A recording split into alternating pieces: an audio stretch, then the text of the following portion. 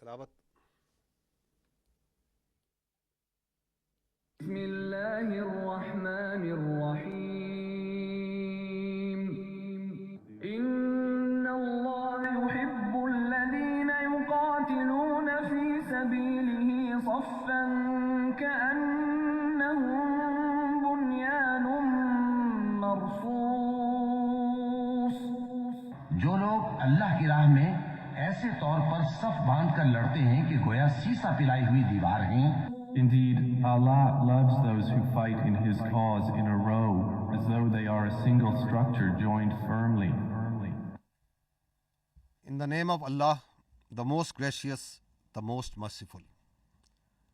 Today we shall apprise you with the conduct and conclusion of Pakistan Armed Forces Operation Bunyanum Marsoos against Indian military dastardly attacks that began on night of 6th and 7th May 2025, resulting in the loss of innocent civilian lives that included women, children and elderly. Pakistan had vowed justice and retribution for reprehensible Indian military aggression and brutal killings of our citizens. Alhamdulillah, Pakistan Armed Forces have delivered the promise made to our people. I begin by thanking Almighty Allah for His infinite blessings, mercy, help and divine support, as He has ordained the believers to retaliate whenever they are wronged. We bow our heads to Him in utmost humility to have enabled us to translate our resolve into decisive actions in the battlefield. Our hearts and sympathies are with the wards and families of the Shuhada who sacrificed their lives for the beloved country, and our prayers are for the quick recovery of our injured countrymen. We extend our heartfelt gratitude to every officer, soldier, airman and sailor of the Armed Forces of Pakistan who made this success on the battlefield possible through their courage, professionalism and sacrifice.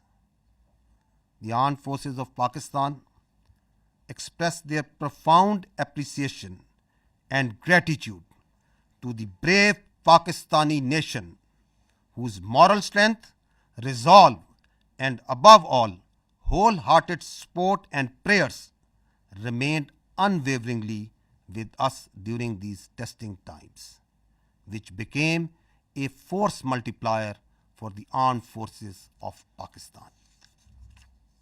We are specially indebted to the youth of Pakistan who became the frontline soldiers as information and cyber warriors of the country. Profound thanks are also due to you, the vibrant media of Pakistan, who also stood like Bunyanum Marsoos, a steel wall against the Indian media information blitz and fuming as well as warmongering done by the Indian media. We are extremely grateful to the political leadership of all political parties without any distinction for the unified resolve in support of their armed forces for the defense of our motherland. The armed forces are specifically grateful to the inspiring leadership of the Prime Minister of Pakistan and his cabinet ministers for taking destiny-changing decisions of the country and steering it through this critical situation. Let me share now the operational details of Operation Bunyanum Marsoos. Ladies and gentlemen, Pakistan's response was a textbook demonstration of integrated tri-services jointness enabled by real-time situational awareness, network-centric warfare capabilities and seamless multi-domain operations. This synergy across air, land, sea and cyber domains allowed for precision engagements, overwhelming lethality and rapid tempo. All platforms operated in synergy, delivering coordinated effects at carefully selected decisive points. Using precision-guided long-range Fateh series missiles F-1 and F-2 of Pakistan Army, precision munitions of Pakistan Air Force, highly capable long-range loitering killer munitions, and precision long-range artillery. 26 military targets as well as facilities that were used to target Pakistani citizens and those enterprises that were responsible for fomenting terrorism in Pakistan were engaged in Indian illegally occupied Jammu and Kashmir and also mainland India.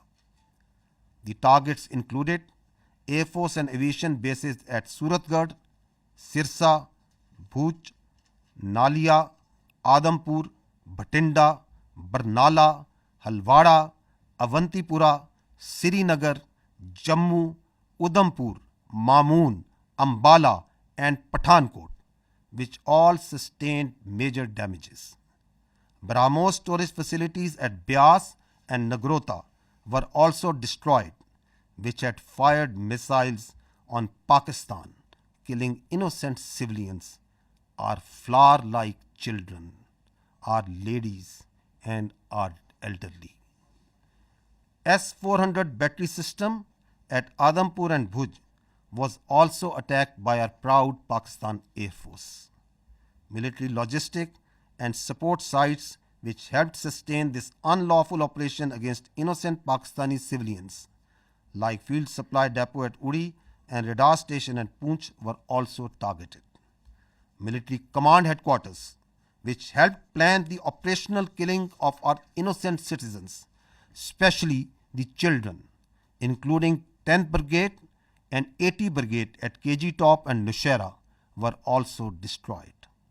Facilities which harbor, train and capacitate proxy elements that perpetrate terrorist attacks inside Pakistan, which kill innocent civilians, were specifically identified and destroyed. These include Intelligence Fusion Support Units and its forward field elements at Rajouri and Nushaira. Across the line of control, military elements including headquarters, logistic bases, artillery position and posts that had caused civilian casualties in Azad Jammu and Kashmir through unprovoked artillery and small arms fire were relentlessly targeted and heavily damaged until they raised white flags and asked for restraint. India used drones to violate Pakistani airspace to intimidate our civilians and spread fear. All through Operation Banyanum Marsoos, dozens of Pakistani armed drones hovered over Indian major cities and sensitive political and government facilities, including their capital, New Delhi.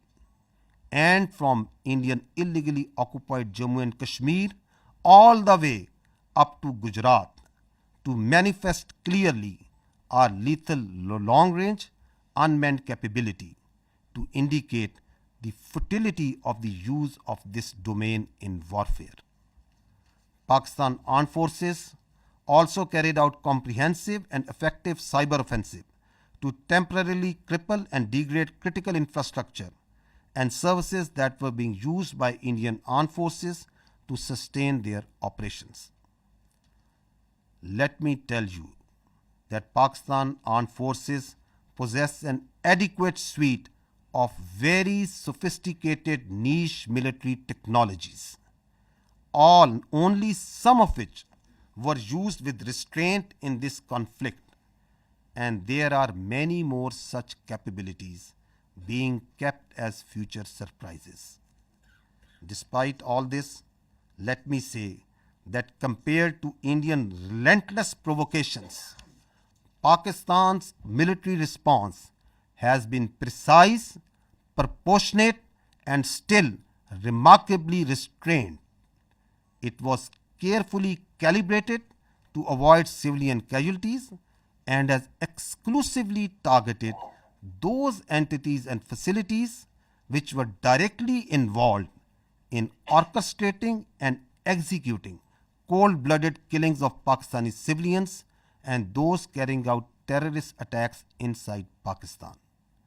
We must also inform you that Pakistan also sustained an abnormal and immediate spike in Indian-sponsored terrorism across Khyber Pakhtunkhwa and Balochistan while we were busy in operations on the Eastern Front. This vindicates that India is directly involved in fomenting terrorism in Pakistan, and its proxies were fully operationalized during this time to distract our attention.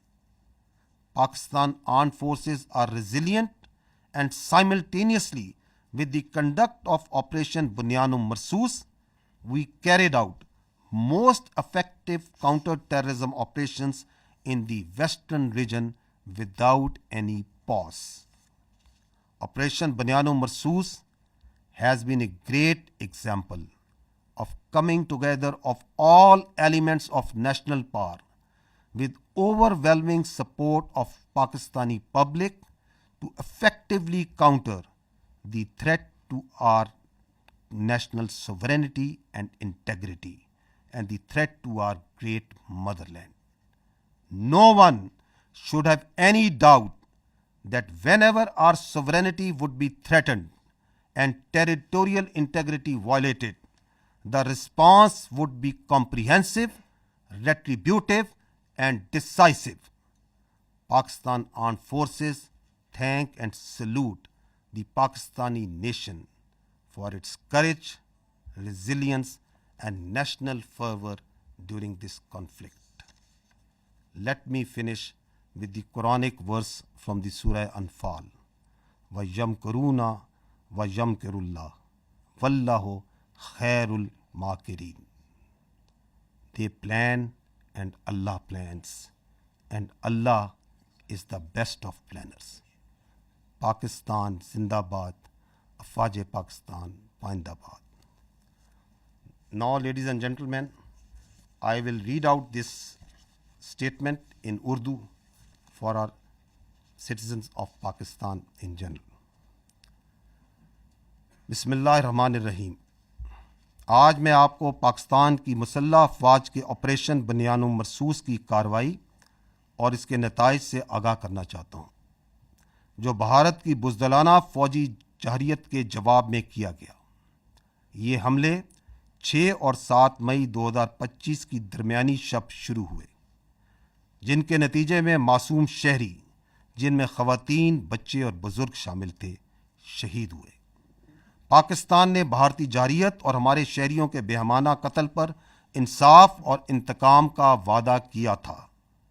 अल्हम्दुलिल्लाह पाकिस्तान की मुसल्लह अफवाज ने ये वादा पूरा किया. मैं सबसे पहले रब्बे ज़ुल जलाल का शुक्र अदा करता हूँ. मैं सबसे पहले रब्बे ज़ुल जलाल का शुक्र अदा करता हूँ, जिसकी बेपाया रहमत, नुसरत और मदद हमारे साथ रही. अल्लाह ताला ने मोमिनों को हुक्म दिया है कि जब उन पर जुल्म हो तो वो जवाब दें. हम अल्लाह के हजूर सजदा रेज होते हैं कि उसने हमें अपनी अज़्म को फैसला कुन अमल में ढालने की तौफीक अता फरमाई. हमारे दिल और दुआएं इन शोहदा के ख़ानदानों के साथ हैं जिन्होंने अपनी जानें मादरे वतन पर कुर्बान कर दी. हम ज़ख्मियों की जल्द सेहत याबी के लिए भी दुआगो हैं. हम पाकिस्तान की मुसल्लह अफवाज के हर ऑफिसर, सिपाही, एयरमैन और सेलर के बेहद मशकूर हैं, जिन्होंने अपनी जुर्रत, पेशावराना महारत और कुर्बानी से मैदान जंग में कामयाबी को मुमकिन बनाया. हम पाकिस्तान की मुसल्लह अफवाज, पूरी कौम, खुसूसन नौजवानों के जज्बे, हौसले और भरपूर हमायत पर दिल की गहराइयों से शुक्रगुजार हैं, जिन्होंने मुश्किल तरीन वक्त में हमारे हौसले को कई गुना बढ़ाया. हम पाकिस्तान के उन नौजवानों के भी मकरूज़ हैं जो साइबर और इंफॉर्मेशन के महाज पर सफ़े अव्वल के सिपाही बने. हम पाकिस्तान के मुतहर्रिक और बहादुर मीडिया के भी शुक्रगुजार हैं, जिन्होंने भारत के प्रोपेगेंडा और जंगी जुनून के ख़िलाफ़ बुनियानो मरसूस यानी एक आनी दीवार की तरह खड़े हुए. ہم بلا تفریق تمام سیاسی جماعتوں کی قیادت کے بھی ممنون ہیں، جنہوں نے سیاسی اختلافات سے بالا تر ہو کر وطن کے دفاع میں متحد ہو کر افواج پاکستان کے شانہ بشانہ کھڑے ہونے کا بہترین مظاہرہ کیا۔ مسلح افواج بالخصوص پاکستان کے وزیر اعظم اور ان کی کابینہ کی قائدانہ صلاحیتوں اور جرأت مندانہ فیصلوں کی بھی قدردان ہیں، جنہوں نے ملک کو اس نازک موڑ پر درست سمت میں رہنمائی فراہم کی۔ خواتین و حضرات، اب میں آپ کو آپریشن بنیان و مرصوص کی تفصیلات سے آگاہ کروں گا۔ پاکستان کا جواب ایک نصابی نمونہ تھا، جس میں تینوں افواج کی مکمل ہم آہنگی کے ساتھ حقیقی وقت پر صورتحال کی آگاہی، نیٹ ورک سینٹرک وارفیئر اور ملٹی ڈومین آپریشنز کی مکمل صلاحیت بروئے کار لائی گئی۔ زمین، فضا، سمندر اور سائبر سپیس میں مکمل ہم آہنگی سے اہم اہداف کو تباہ کیا گیا۔ پاکستان فوج کے F-1 اور F-2 دور مار کرنے والے میزائل، پاک فضائیہ کے جدید پرسائز منیشن، طویل فاصلے تک مار کرنے والے لوئٹرنگ ایمونیشن اور جدید پرسائز ارٹلری کے ذریعے بھارت کے 26 اہم فوجی اہداف کو نشانہ بنایا گیا۔ وہ تنصیبات جو پاکستانی شہریوں کو نشانہ بنانے کے لیے استعمال ہوئیں، اور وہ تنصیبات جو پاکستان میں دہشت گردی کو فروغ دینے میں استعمال ہوتی ہیں، اور ان تنصیبات کو نہ صرف بھارتی غیر قانونی زیر تسلط جموں و کشمیر میں بلکہ بھارت کے اندر بھی نشانہ بنایا گیا۔ نشانہ بنانے والے فضائی اور ہوائی اڈوں میں ایئر فورس اور ایویشن بیسز سورت گڑھ، سرسا، بھج، نالیا، آدم پور، بھٹنڈا، برنالہ، ہلواڑہ، اونتی پورہ، سری نگر، جموں، ادھم پور، مامون، امبالہ اور پٹھان کوٹ شامل تھے۔ بیاس اور نگروٹا میں موجود براموس میزائل کے ذخائر جو پاکستانی شہریوں پر حملوں میں استعمال ہوئے، ان کو تباہ کیا گیا۔ S-400 ایئر ڈیفنس سسٹم کو پاک فضائیہ نے بوجھ اور آدم پور میں نشانہ بنایا۔ اڑی میں فیلڈ سپلائی ڈیپو اور پونچھ میں ریڈار اسٹیشن جیسے لاجسٹک اور سپورٹ مراکز کو بھی نشانہ بنایا گیا۔ کے جی ٹاپ اور نوشہرہ میں موجود 10 بریگیڈ اور 80 بریگیڈ کی کمانڈ تنصیبات کو بھی تباہ کیا گیا۔ یہ وہ تنصیبات ہیں جہاں سے بلا اشتعال فائرنگ کر کے معصوم بچوں اور عورتوں کو نشانہ بنایا گیا۔ راجوڑی اور نوشہرہ میں موجود ملٹری انٹیلیجنس کی یونٹیں اور ان کے فیلڈ عناصر جو پاکستان میں دہشت گردی میں ملوث پراکسیز کو سپورٹ دیتے تھے، ان کو بھی ختم کیا گیا۔ لائن آف کنٹرول کے پار وہ تمام آرٹلری، لاجسٹک اور پوسٹیں جو آزاد جموں اینڈ کشمیر میں سولینز پر فائرنگ کرتی تھیں، ان پر شدید اور مسلسل جوابی کارروائی کی گئی، یہاں تک کہ انہوں نے سفید جھنڈے اٹھا لیے۔ بھارت نے ڈرونز کے ذریعے پاکستانی فضا کی خلاف ورزی کی تاکہ عوام میں خوف پھیلایا جا سکے اور ان کو ہراساں کیا جا سکے۔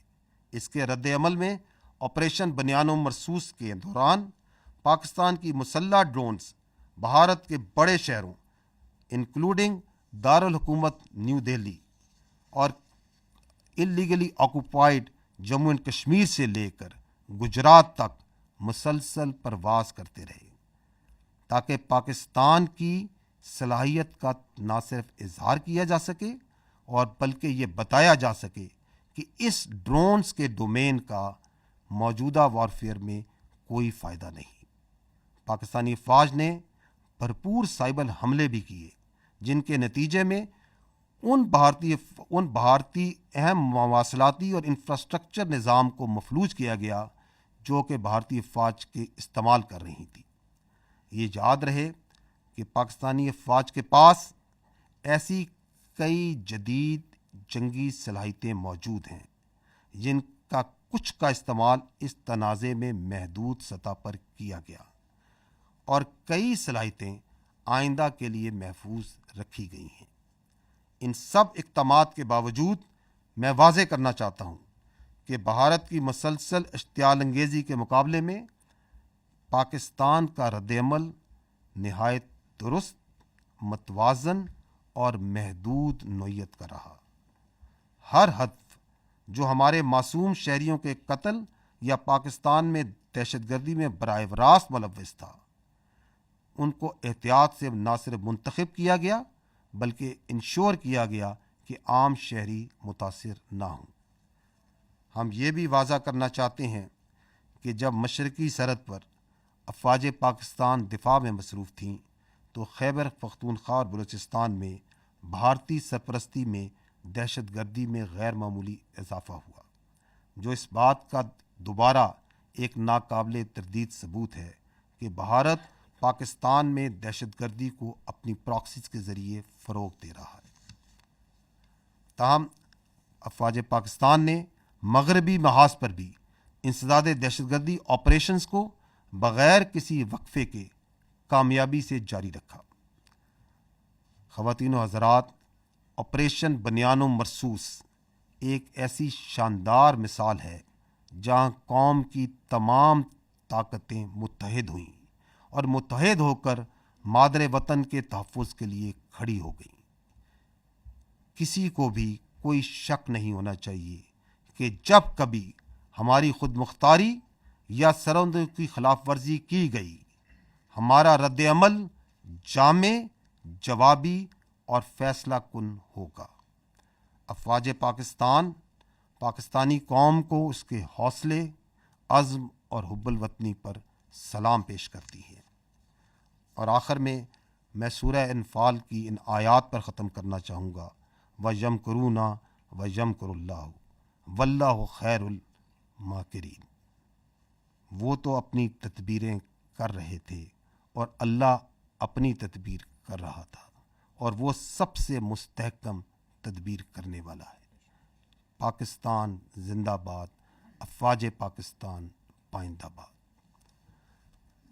اب میں آپ کو اس آپریشن کی مزید جزیات سے آگاہ کرنے کے لیے آپ کی توجہ اسکرین کی جانب مقبول کرانا چاہوں گا۔ کم من فیۃ قلیلۃ غلبت فیۃ کثیرۃ بإذن اللہ۔ And the translation reads, how many times it happened that a smaller force vanquished a bigger force by the will of Allah. History has proven that the complete nation and its armed forces have always stood together with all their might against any act of aggression. Alhamdulillah, we have the will, capacity and capability to protect our sovereignty and territorial integrity, and we are all well aware of the ways and means to do it. Our forefathers, they have sacrificed immensely, and we have sacrificed a lot for the creation of this country, and we know how to defend it. If this great Pakistani nation and the Pakistani armed forces, if 1.3 million Indian army with all their wherewithal, if they cannot intimidate us and they cannot coerce us, these terrorists can subdue the armed forces of Pakistan. ہم صرف یہ کہنا چاہتے ہیں کہ نہ ہم تمہاری طاقت، نہ تمہاری مکاری اور تمہاری جارحیت سے مروب ہونے والی قوم ہے۔ Now you just wait for our response.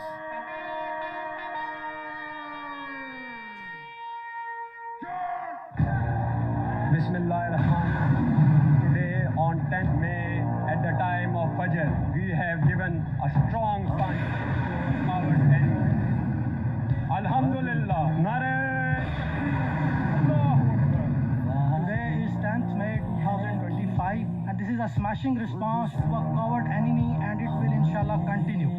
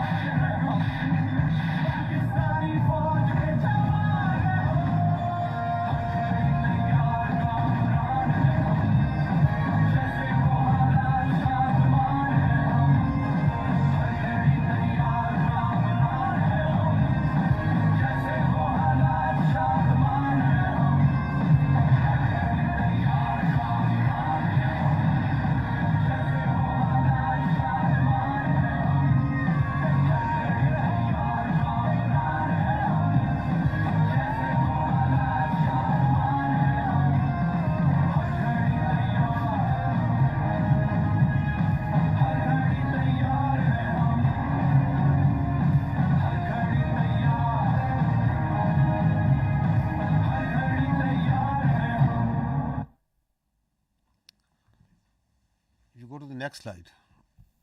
If you remember, the armed forces of Pakistan promised you three things. We told you that we will give a befitting response to Indian aggression. We told you and we told the nation that, however, this response will be at the time, place, and method of our own choosing. And we also told the nation that when we will hit the Indians, the entire world will come to know. And we also told that you will not require the Indian media to report to you the phantom strikes that they said that Pakistan is taking place. Didn't we tell you all these three things? We told you. And we also told you that as these armed forces say, we ardently love to embrace Shahadat far more than you fear death. So, gentlemen, this is how it culminated. Now I will show you another clip which will tell you the story. Pakistan says the country has launched a retaliatory military operation against India. Operation Bunyan ul Marsus, which translates to a firm wall of lead, is targeting military facilities in India. We have seen this pattern of strikes in the morning, then retaliatory strikes at night. It is hard to imagine from this moment where I stand that New Delhi won't want to respond. Pakistan's army said an eye for an eye. It's claimed that the counter-offensive is ongoing and that it's targeting air bases in India from which missiles had been launched. Just after morning fresh, there were series of loud explosions were heard across Jammu and Kashmir, including Uri, Nagrota, Jammu, Udhampur, as well as a major cities of Srinagar and Jammu. Pakistan decided to launch a massive retaliation that included fixed-wing aircraft, as well as drones, and also cyber attacks. They hit 8 air bases inside of India and Indian-controlled Kashmir. Important distinction, these are India proper as well as in Indian-controlled Kashmir. And those air bases, one of them they say that they've hit a sophisticated air defense system, and another one that they say that they've taken out a missile storage tank. Pakistan's military says the strikes are in retaliation for what it calls Indian aggression. Islamabad claims it has hit multiple military targets near the line of control. Pakistan responded with a relentless, a massive barrage of missiles and rockets, they say, Pakistan says, into Indian military facilities, bases inside India, air bases, weapons storage, and along that disputed line of control in Kashmir against military bases there. They say that this, from the Pakistan perspective, their communications, how they were communicating with Secretary Rubio, that really put India on the back foot. It didn't know what had happened. India, according to Pakistan, reached out to Secretary Rubio, reached out to the Saudis, reached out to the Turks, reached out to others to find a diplomatic off-ramp, got engaged after that onslaught in diplomacy, but telling the mediators that they were going to go on a pause on the Indian side. घबराहट एक तो लोगों की नजर आ रही है क्योंकि तमाम एयरबेस ध्वस्त होते हुए नजर आ रहे हैं, आग के गोले में बदले हुए नजर आ रहे हैं। सबसे ज्यादा जो चर्चा है वो ये कि जब आप अपने एयरबेस को नहीं बचा सकते तो जनता को क्या बचाएंगे। बड़ी खबर निकल के सामने आ रही है, पठानकोट एयरबेस ते हमला होया है। जी दादी के पठानकोट एयरबेस ते हमला होया, दूसरे पासे जम्मू एयरबेस ते हमला होया। ये पाकिस्तान की साइड से है, देखिएगा।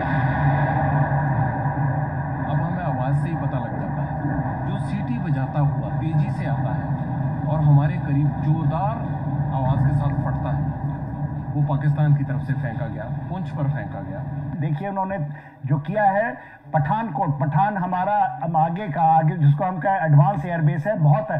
उन्होंने उधमपुर में किया है, ये किया है श्रीनगर के पास में किया है, अवंतीपुर में। सिरसा को आपने बताया एयरबेस है वहां पर, उसको उसने टारगेट किया है, और तो वो ड्रोन्स के साथ साथ अपनी बड़ी मिसाइल भी दाग रहा था। पूरी तरह से धमाकों की जो आवाजें हैं वो राजौरी, पुंछ के साथ साथ जम्मू के अलग अलग इलाकों में यहाँ पर सुनाई दे रही हैं। पाकिस्तान बिल्कुल आखिर में ये इस्तेमाल करेगा, और पाकिस्तान को शुरू में ही इस्तेमाल कर रहा है। और भी बहुत सारे मिसाइलों का जखीरा है, और इससे भी ज्यादा कारगर मिसाइलें the attacks that have been coming in from the Pakistani forces. We saw how they lit up the entire border area all the way from the north in Kupwara, in Uri, where the ceasefire violations were taking place. Then we saw the drone strikes which were taking place in the Jammu area, all the way down to Bhuj. There were several attacks coming in from the Pakistan side, several drone strikes which were coming in from the Pakistan side.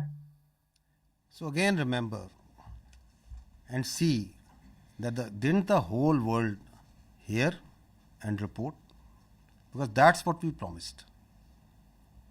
Your armed forces promised and delivered that. Now I would like to draw your attention to the next clip, that how the Indian Ministry of Defence itself reported this.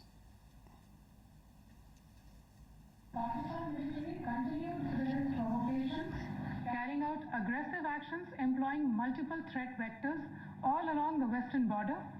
Pakistan employed UCAV, drones, long-range weapons, loitering munitions and fighter aircrafts to target military infrastructure. Pakistan military also resorted to air intrusions using drones and firing of heavy caliber weapons along the line of control. Air intrusion and several harassment attacks were also attempted from Srinagar till Nalia at more than 26 locations. Damage was sustained to equipment and personnel at Indian Air Force stations at Udhampur, Pathankot, Adhampur and Bhuj.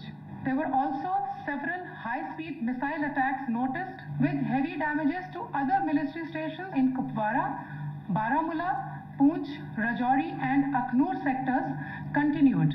Indian Armed Forces reiterate their commitment to non-escalation, provided it is reciprocated by the Pakistan military. भारतीय सशस्त्र बल दोहराते हैं कि वे तनाव वृद्धि नहीं चाहते, बशर्ते पाकिस्तान भी ऐसा ही व्यवहार करे. So did you find even there from the Indian statements that did Pakistan attack anything other than military targets? No. Did any international media, even Indian media, what are they reporting? Precise targeting of the military installations, posts. We told you that we don't target civilians. Our religion does not allow us. Our culture does not allow us. Our professionalism of these armed forces doesn't allow us. That we will never target civilians. So they are even acknowledging that. And they are also saying that once they received the message, once they got the message, then who asked for non-escalation? Who requested that they want non-escalation, that the things should go down? So it's for all to see. So now I will request first Vice Admiral Rab Nawaz to give you a short brief on the naval operations that were part of the Operation Bunyan Marsoos, followed by Air Vice Marshal Aurangzeb on the air operations. And after that, we will take your questions and answers. Thank you. Thank you, sir. Ladies and gentlemen, I'll very briefly talk about the role of Pakistan Navy in the defense of Pakistan during this particular crisis. And by the grace of Almighty Allah and with Almighty's help, we were able to defend Pakistan's sea frontiers and deter an enemy which is numerically superior. We kept the enemy at bay, and I'll just briefly talk about how we executed our operations. So essentially, protection of Pakistan's maritime interests and seaworld defense, that is the task of the Navy.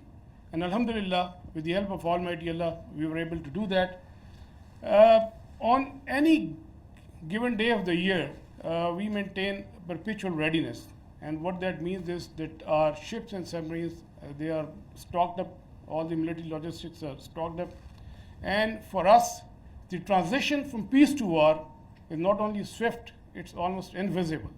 And when this false flag thing happened in the Indian illegally occupied Jammu and Kashmir, we immediately mobilized and we completed the operational deployments of Pakistani Navy fleet units and also the coastal command units in matter of hours. Our submarines, our ships and aircraft They were in their respective areas where they were supposed to be, and we were ready to thwart any aggression from the sea. And go on to the next slide.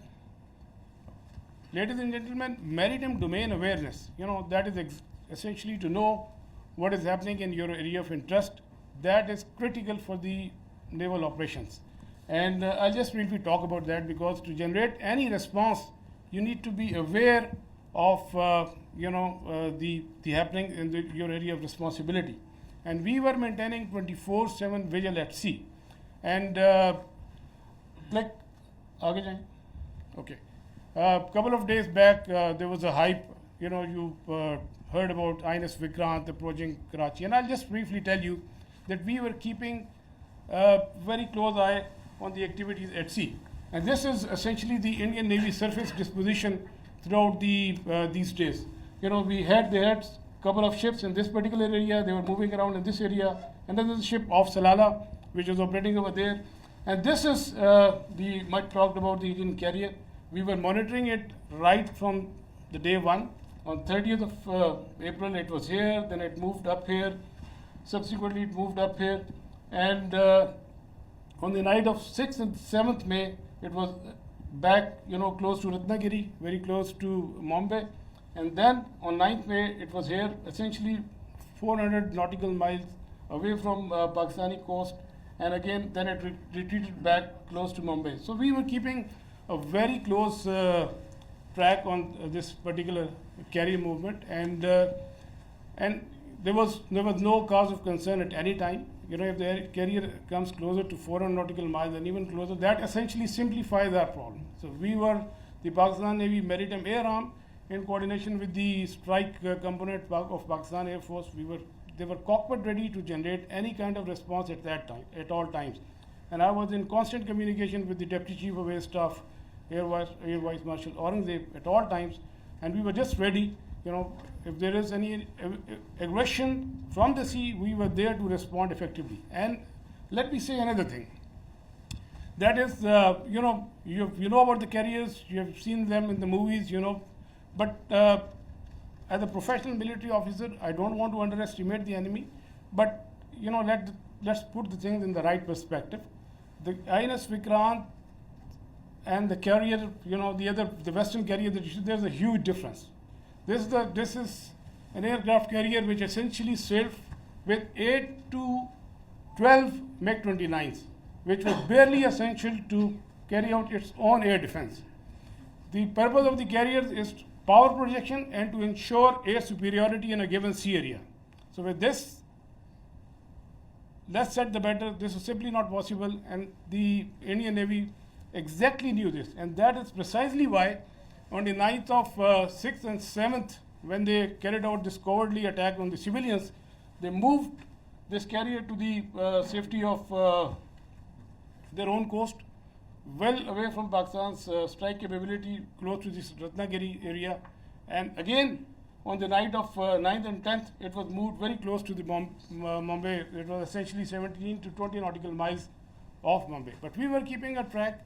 We were fully aware of their movements in this area, and we were always ready to generate a response in coordination with the Air Force, especially in case of the aircraft carrier. Subsurface elements, the offensive element, they were offensively deployed. They were in their respective areas and ready to generate a response. And also, you might have seen this footage. We were not only in the surface domain, but we were essentially effectively monitoring their air surveillance things. And because of the operational security reason, I'll not talk much about how we did that, but we were keeping an eye on this particular activity as well. And likewise, in the subsurface domain, our anti-submarine warfare vigilance was all-time high. We were monitoring the movement of their submarines when they left their shores, and we exactly, had an idea where they would be, and we had our ASW surveillance and suppression effectively going on at all times. Likewise, another component of Pakistan Navy's responsibility is the defense of the Creek area, we had our coastal command units deployed over there in close coordination with headquarter 5 Corps elements, Pakistan Army elements, and they were poised to defend this particular area in case of any aggression from the south. Another important component is the protection of ports and harbors. You have just heard the DG ISPR talked about the subcontinental threat that we witnessed. There was a surge in other part of the country, and we were, there were real-time apprehension that there may be a surge. So we ensured the protection of all ports and harbors of Pakistan, and coastal command elements, they effectively played a very, very important role in this. And just to mention that on the night of 6 and 7, when they carried out the attack on Pakistan, we were fully ready to respond to any aggression from the sea. We were just ready, and but the enemy chose not to come our way. It was essentially not a matter of choice. I would say it was a matter of compulsion, because enemy fully understood the cost it would have incurred had it ventured from the sea. And likewise, वापस जाइएगा, go back please, go back. And a few words about the missile threat that you have talked about. You must have heard the enemy missile attack. We were keeping a very close eye on enemy deployment in this area, from where they can potentially launch a missile threat towards Karachi. We were fully aware, and we had our response ready to in that eventuality. And go on to the next slide, please. Ladies and gentlemen, all operations, whatever we do in the military domain, they are to create certain effects. We look for the effects, and the effect that we created, we were able to resolutely, with our posture, we were able to deter the Indian Navy despite its numerical superiority. Number of times have more assets and more forces, and with an annual budget of like $13 billion. So Pakistan Navy, with its potential, with its posture, with its capability, was effectively able to deter the Indian Navy from doing any venture from the sea, alhamdulillah. And that is very, very important. That is essentially the job of the Navy, to ensure that the free flow of trade continues. That's the backbone of the economy. Our 95% of trade is through the sea. Alhamdulillah, we were able to ensure that the shipping continues, the free flow of trade was ensured, and we were able, all our ports and harbors, they remained open. And you can Google yourself. So what was the case on the other side? You can Google about Kanda and Mandra, and there was some disruptions, but that you can check for yourself. But alhamdulillah, we were able to effectively ensure this. Next. We had a wonderful inter-services synergy, very effective communication, and like I said, I was in constant touch with the DGMO and the Deputy Chief of Air Staff Operations. At all times, we fully coordinated our operations, and alhamdulillah, and I think that's really successful for execution of maritime operations. Aage chale. Alhamdulillah, we came up to the national expectations. We ensured defense of Pakistan's maritime frontiers, and we were able to deter the enemy from any adventurism from the sea. And ladies and gentlemen, let me tell you that we remain ever ready to thwart any aggression from the sea at all times. So we will keep our guard. We always keep our guard, and inshallah we will keep our guard in days to come. And last but not the least, I'll end my presentation that the next time when you think of Pakistan Navy and the silent guy, please remember that with the help of Almighty Allah, our actions will always speak louder than words. Thank you very much, and I request AVM Aurangzeb. So the Indians didn't choose to come on the sea. Now you understand why.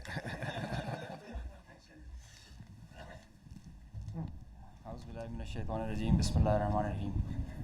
وَتَعِزُّ مَن تَشَاءُ وَتُذِلُّ مَن تَشَاءُ بيدك الخير وهو على كل شيء قدير. On behalf of Pakistan Air Force, Chief of the Air Staff, Pakistan Air Force, I stand here with you all with deep-rooted humility and gratitude. I am so thankful for Allah helped us in achieving whatever we desired, even whatever we deserved, more than what we deserved. For being able to be up to the task for PF, as they say, second to none. Ladies and gentlemen, as the DG ISPR mentioned, I am Deputy Chief of Air Staff Operations. I'll pick up from where I left day before yesterday. PF versus IF, 6-0. The PF's response has strengthened Pakistan's national security, alhamdulillah. And it has even strengthened our commitment, the enduring commitment the PF has for stability and peace. But I have no doubt, and I can say with assurances, that the real genius and the mastermind, the cerebrum behind the design and the aim and the structure, the game plan of PF was the Chief of the Air Staff, Air Chief Marshal Zahir Ahmed Babad Sidhu. He asked us to do 3 things in our response: re-establish deterrence, neutralize key threats, retain control of air. And I will show you in my presentation how we try to do that. Slide. During the befitting response that we generated in our first episode, we attrited the IF's pride, the Rafales, resulting in this entire fleet almost coming to a standstill in a ground position. You could see that they were not flying after that, at least not close to their western border. This reduction in flying to bare minimum actually reduced their liberty of action. They curtailed their options. Slide. This is the Pakistan's air defense environment. Pakistan air defense environment is offensive, it's integrated, it's credible. And I'll show you. IF initiated having no space with their manned aircraft. They initiated with their unmanned aircraft operations, targeting Pakistan's civilian population and their infrastructure. Here you see all these spots all across the swath of drones and UAVs who are coming inside our territory, which is being picked up by all our radars from the moment they were entering, even before that. Slide. Now, PF's air defense environment is suitably configured to detect enemies' low RCS radio radar cross-section, high and slow speed platforms. That you can see that they are all visible by the time they are entering. Slide. So the anti-drone systems of Pakistan Air Force and Pakistan Army also and Navy, they rendered the enemy US drones attacks ineffective by spoofing, jamming, and making their systems rendering them unserviceable. Slide. All drones with low cross section also were detected, rendered useless through utilization of the indigenous GPS jamming systems that we have, the data and the SATCOM link denial that we created through our indigenous systems that we have made ourselves. So whenever those systems were attacked with the soft kill, they had their error induced into the GPSs and they were going haywire. And whenever they were coming closer to any civil population or civil area of high value, a direct or a hot kill was achieved on them. Slide. So here you can see they were neutralized mid-air with the hard kill whenever they were coming close to any population or any area. Being in a sparsely populated area, they were left all around and they were applied with the soft kill. Slide. Now, after that, when the US chapter was over and they were fearing PF's retribution, in utter desperation, the IF resorted to a highly escalatory, very irresponsible surface-to-surface and long-range vector application. You can see this is Suratgarh and this is our base Rafiki. This is our eastern border, and you can see the BrahMos, high-speed BrahMos traveling almost at 3,000 kilometers per hour, who are going over there and coming, numerous, one after another. And now they were being attacked with PF's soft kill. We were inducing the errors into them, into the GPSs, which increased their CEP. The probability of missing their target increases. And hard kill was also achieved. Here you see one of the US has gone, if by the end of the slide you will see one of the US has overshot the target and gone ahead. This is the radar picture. You can see that they are going, this target will, this BrahMos will miss the target and will go ahead and fall in some no man's land. And they are being, one after another, they are coming back, crossing the borders. They are being picked, they are being picked as soon as they are being launched. So real-time launch, mid-flight and terminal phase of all SSM, PF has the capability. Our air defense system, as I just mentioned, is very offensive, integrated and credible. So here you see that they are being launched from Bhuj area. This is the southern part of the country. And this is our airfield Bhulari. You must have mentioned, you have seen there were a lot of mention from the our counterparts. Here you see this BrahMos is coming. It's almost reaching the target, and you'll see when we will apply the soft kill, look what happened to it. It moved left and then disappeared towards the ground. I mean, this is the radar evidence that we have, that there so many of their vectors missed the targets. A lot of them did make, because they were throwing like hundreds of them. Next slide. There is one more very interesting thing that I would like you to all see. This is where it is launched from our eastern side towards Jaisalmer. This is our airfield Shahbaz, Jacobabad. Now this BrahMos is crossing on top of Shahbaz, and it is going towards our western border, almost to our neighboring country, towards that. And you can see this is going there, it's going ballistic. Now they are not even threatening their neighbor, they are threatening the regional stability of the whole continent and the larger area. So effective sensor to shooter grid that was made by PAF, and the potent hardened soft kill capability that led to the missed target opportunities for lots of their surface to surface and long range vectors. Slide. Now this is another thing that I want you to all to see. This is a launch of a high speed projectile that has been launched from their area surrounding Adampur. Now these are the vectors where our radars are picking them, and it is disappearing short of Amritsar area within their own territory. I mean, this is the most absurd kind of a targeting psychology or practice that you would see, that you are not only targeting neighboring countries to your enemy, if they consider it, and your own people as well, jeopardizing their safety.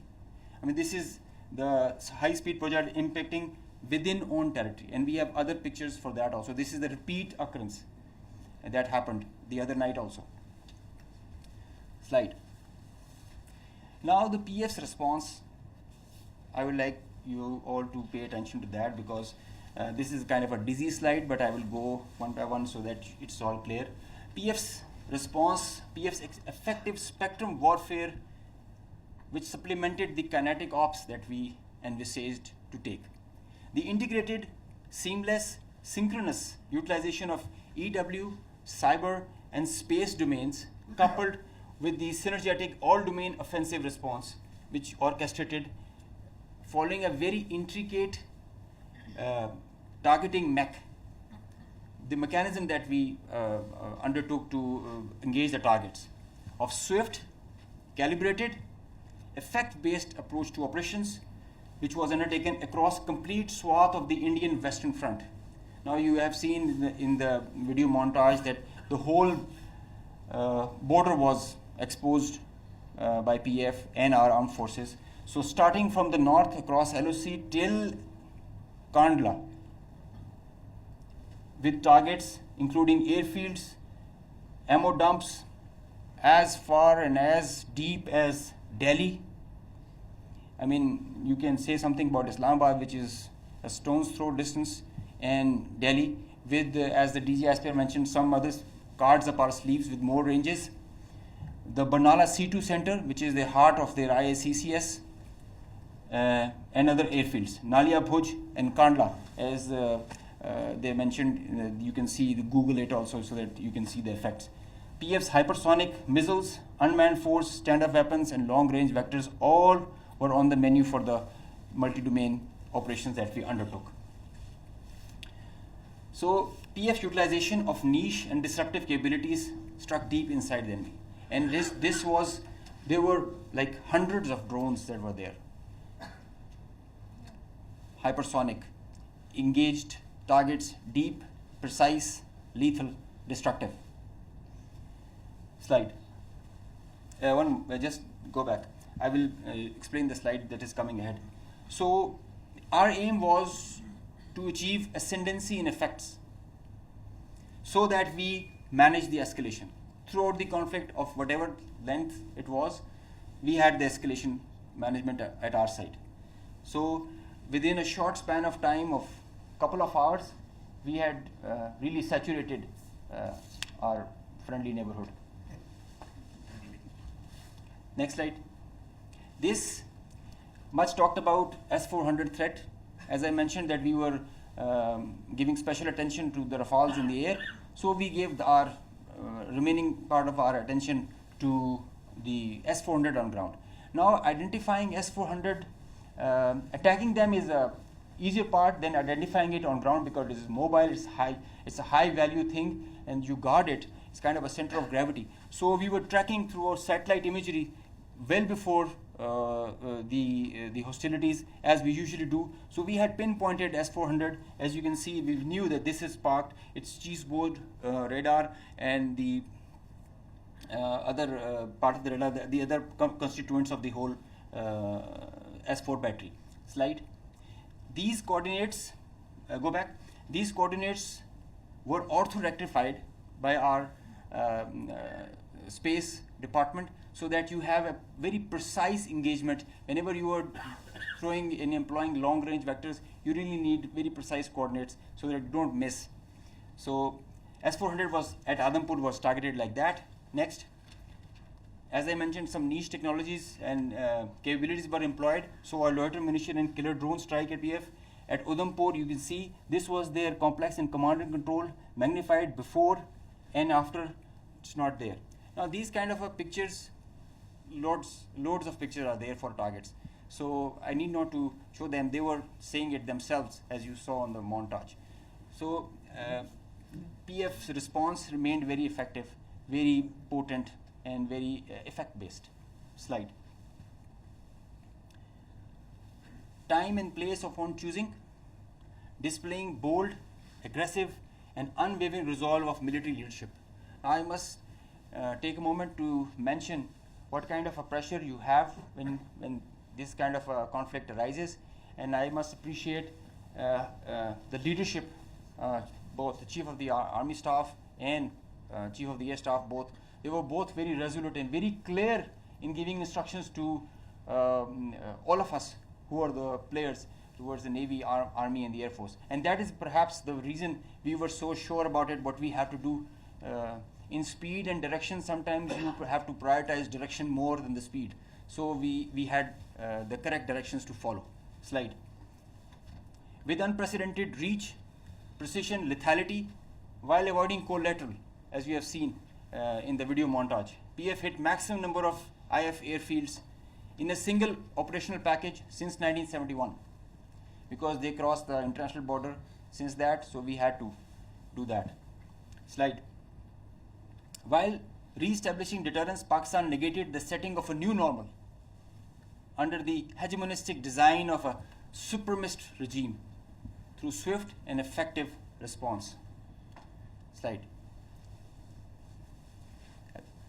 On a closing note, from Pakistan Air Force, PF remains committed to ensure Pakistan's airspace sovereignty and pursue peace with strength. Thank you. So, ladies and gentlemen, after these presentations, you can understand that Army, Air Force, and Navy, the tri-service synergy that was exhibited, and all the three services acted jointly like one body. And just a mention on the air bases that were targeted by the Indians. We have the post damage assessment report from all. There has been certain infrastructure damage. Of course, there has been. Only one aircraft has minor damage, which will be repaired and soon operational again. So, because the air defense system of Pakistan worked efficiently and very effectively. A few examples of that have been given to you by the AVM Aurangzeb. The drones that came in, 84 was shot and they never went back. And we also promise you that they can send anything. Whatever they will send, it will not go back. So that's a promise also that we kept. So now we can start with the question and answer. And before that, we again first bow our heads in humility to Almighty Allah for giving us this great success, and the people of Pakistan for the support that was with the armed forces. And the armed forces and the people of Pakistan were one body again. They worked together for thwarting this threat against this motherland. So we can have the first question.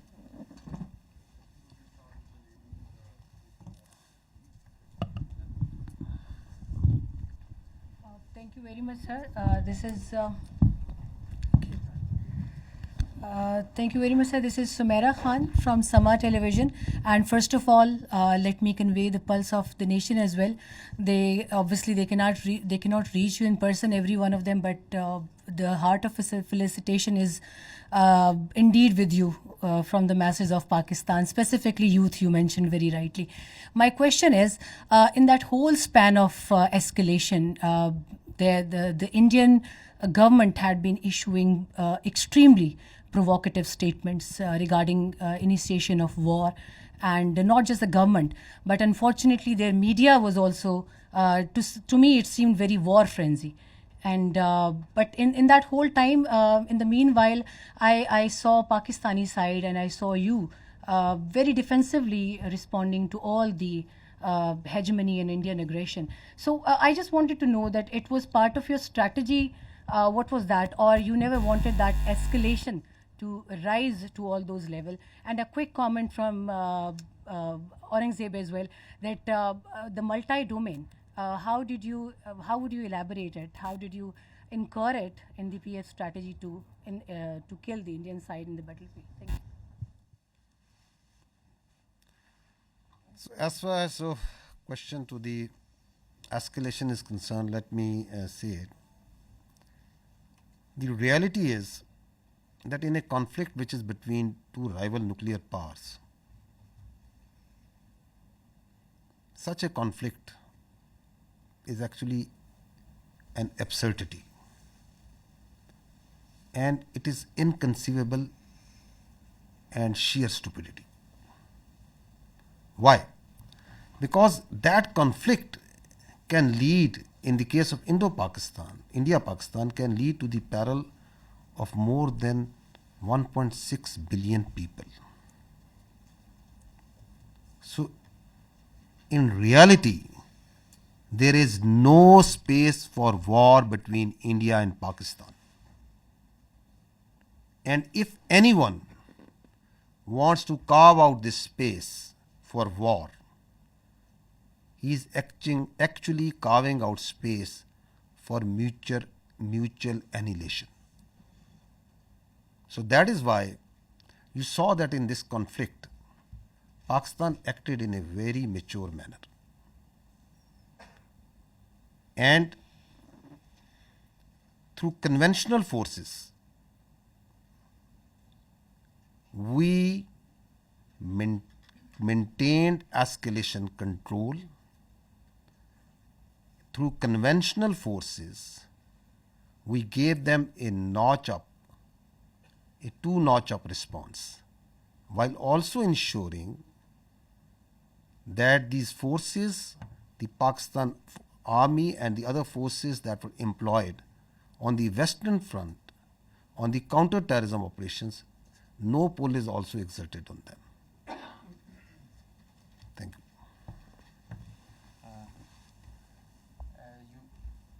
Can you hear me?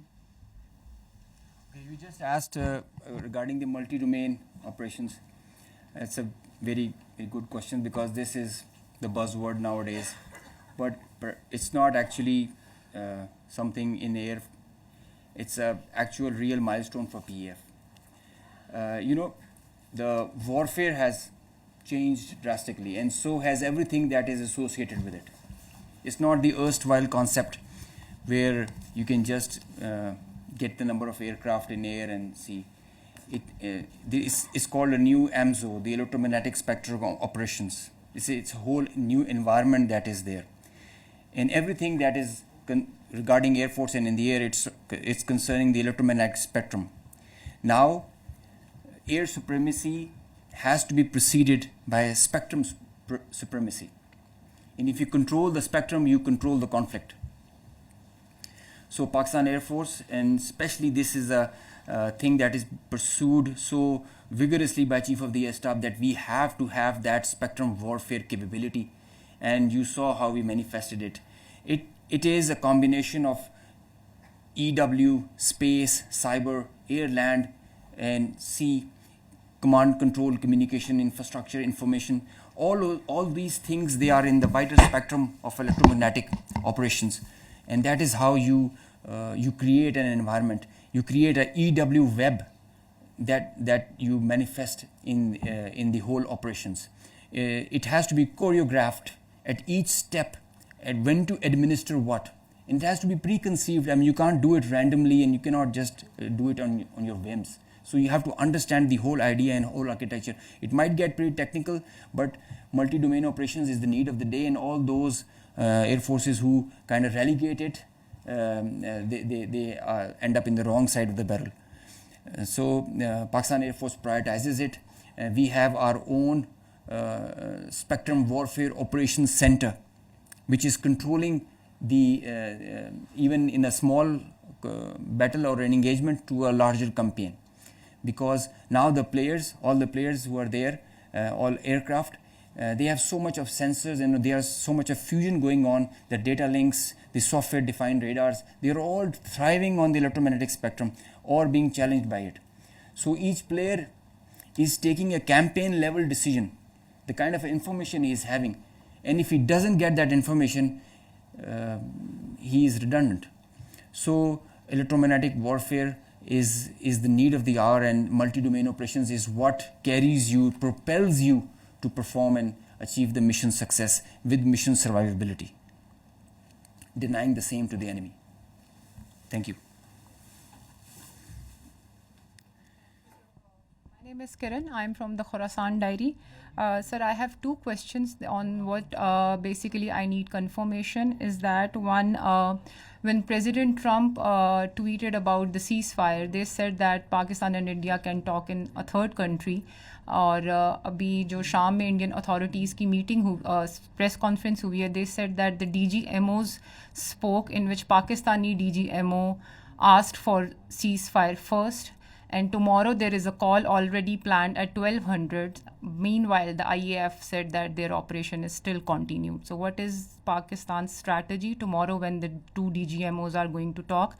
And the second thing is that, as international media also reported, that Pakistan has Indian pilot in the custody. So do we have Indian pilot in our custody? And if we have, are we going to return her or him?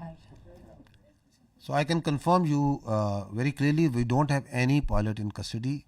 This is all social media chatter. This is all part of the multiple source of fake news and propaganda that has been generated from multiple sources. As far as your first question is concerned, let me say it very clearly and put it on record. Pakistan never requested. The fact of the matter is that on the night of 6th and 7th May, once those ghastly and cowardly attacks were made, the Indians requested after those attacks. And Pakistan gave a very clear response that we will communicate back only after we have given the response that this and retribution that this act deserves. So on 10th of May, after that response and retribution, that just retribution, targeting not the civilians, but those military establishments, those units, those places from where the attack on the civilians, the innocent civilians, the children was made, once they were neutralized and taken out. And on the request and intervention of the international interlocutors, we responded to the already made request of the Indians. And if you see publicly, what's on the public record? What I have shown you just now. What was the public position of the Ministry of Defense of the Indian Armed Forces? Who was asking for non-escalation once the just retribution of Pakistan Armed Forces have gone? So I think the record publicly, the facts speak for themselves.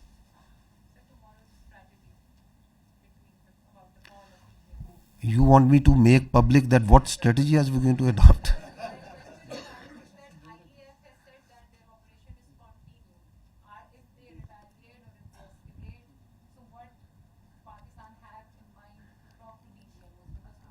For any threat, anything that they can pose, posture, your armed forces are always vigilant and ready.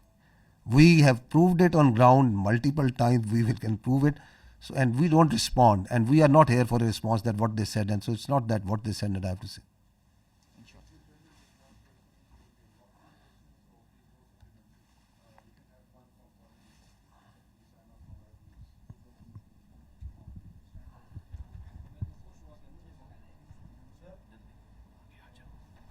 Thank you very much.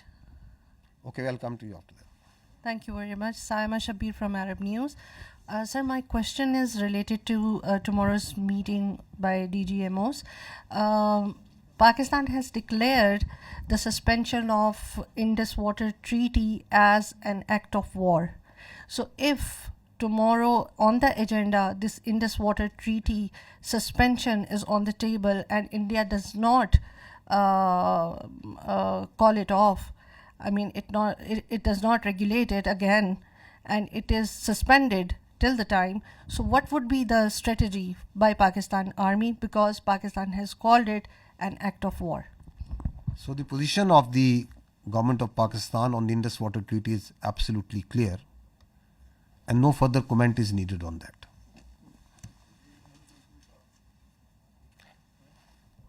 Our Turkish friend over here is raising his hands again and again. Skardu, okay. I thought you are from the Andolo news agency. Sir, many people thought I am Chinese. Yes. Khaplu, great place. Great place. Sir, I am from Khaplu Chwar at the border area, just half hour from the Indian border. Okay. Sir, I am from British. Okay. Sorry for the mistaken identity. So we can go with the question. Sir, my question is that Ahmad Mansoor 24 news से ताल्लुक़ है। General साहब, हमारी जो forces की leadership है उसके लिए बहुत कुछ कहने को है, लेकिन मैं सिर्फ ये कहूँगा कि जो बॉडी लैंग्वेज स्ट्राइक्स आपने की हैं इस सारे कन्फ्लिक्ट में, उन्होंने भी बॉर्डर पर बड़ा कुछ हिला के रखा है। सवाल सर मेरा ये है कि मसला कश्मीर एक ऐसा है कि उसकी वजह से दो एटमी जो ताकतें हैं वो एक खौफनाक जंग पूरी दुनिया को हिला के रख देती है। इस दफ़ा फिर यही हुआ। और अभी जो सदर ट्रंप ने अभी जो दूसरा ट्वीट किया है, उन्होंने मसला कश्मीर को एक मुतनाज़ा इलाका करार दिया है, उसका जिक्र मुतनाज़ा खित्ते के तौर पे किया है। तो इंडिया तो इसको अपने तौर पे इसको गैर मुतनाज़ा कहे बैठा है, लेकिन क्या ये एक बड़ा नादर मौका नहीं है, सुनहरी मौका नहीं है पाकिस्तान के पास कि अब इस जो कन्फ्लिक्ट के तनाज़र में अब चूँकि दुनिया भी राब्ते में है, सबकी नज़रें हैं इस पे, तो पाकिस्तान दोबारा मसला कश्मीर को आलमी सतह पे लेके जाए, कोई इस मंतकी अंजाम इसका हो जाए? Kashmir remains central to the dispute between India and Pakistan. And peace between India and Pakistan will always elude till the time there is not the resolution of the Kashmir as per the United Nations resolutions and as per the will of the people of Kashmir. So that is important to understand. Till that time that is not done, there cannot be enduring peace between India and Pakistan. So this military conflict has once again put Kashmir right as the flashpoint, which needs to be resolved, which needs to be as per the will of the people of the Kashmir. And you have alluded to the tweet and the international path, rightly understanding that this issue of Kashmir needs to be resolved. The problem here is that what we are seeing is, and I talked about it in my last press conference also, is that India continues to internalize this external problem. Kashmir is an external problem with Pakistan, India and the people of Kashmir. It is on the UNSC resolution. It's an internationally recognized dispute. And India is trying to internalize it. How? By trying to change the demography of Kashmir, by trying to change the legal status in violation of the UNSC resolutions and the international commitments that India has made, by the coercion and harassment of the people of illegally occupied Jammu and Kashmir, and multiple other actions, by the oppression that is going on and the just and the just struggle of the people of Kashmir for their rights, and then on the pretext of law and order, on the pretext of terrorism, this you are seeing what's happening even after Pahalgam in Kashmir. Houses of the people are being bulldozed, blasted. People are being taken into custody, and not in dozens but in hundreds, in thousands.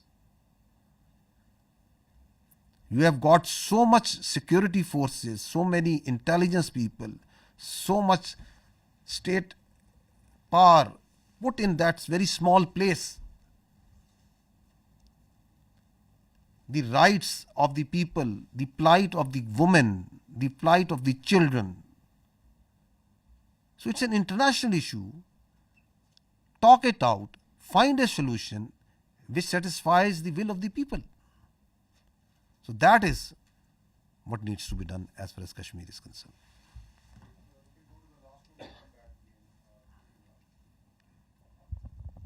Sir Mohammad Imran Suno news से। Sir मेरा question ये है कि क्या international guarantees दी गई हैं कि जो सीज़ फायर है वो कोई लंबे अरसे के लिए सस्टेन कर सकेगा? You see, being the spokesperson of the armed forces of Pakistan, I can state with 200% certainty that the Pakistan armed forces are holding the line of control ceasefire. No violation is being made by Pakistan Army or the armed forces. Because we are a professional army and we strongly abide by the commitments that we make, and we follow in letter and spirit the orders of the political government. That's what the professional army does. Now, if you see in reality what's happening in Pakistan, Pakistan is celebrating peace. You go to the streets and towns of Pakistan, the Pakistanis are celebrating peace. Does it make any sense for Pakistan to start violating the commitment that we made? It doesn't make any sense. Because we are a peace-loving nation. Peace within and without. However, if there is any aggression, we will respond, and we respond then.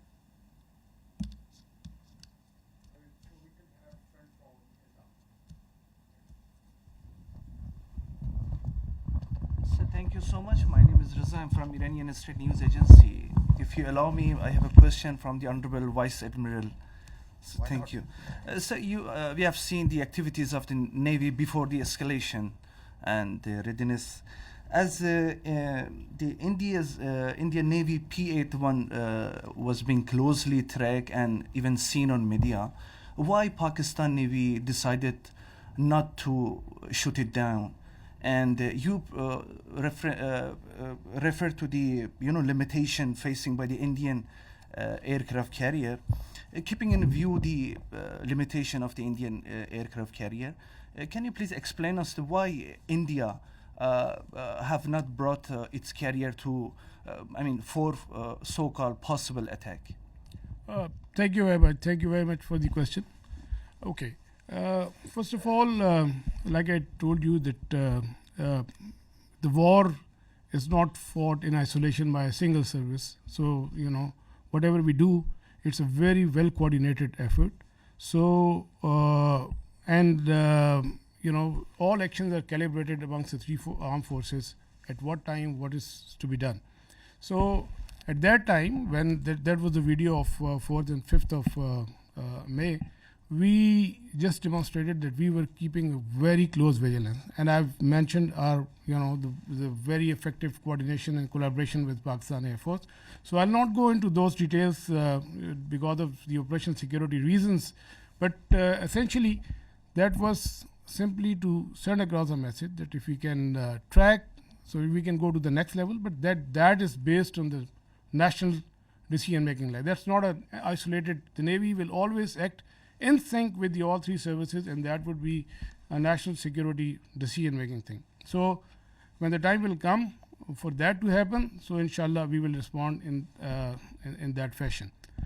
The aircraft carrier, I mentioned, for example, we can have that slide, Kazim, if he's here.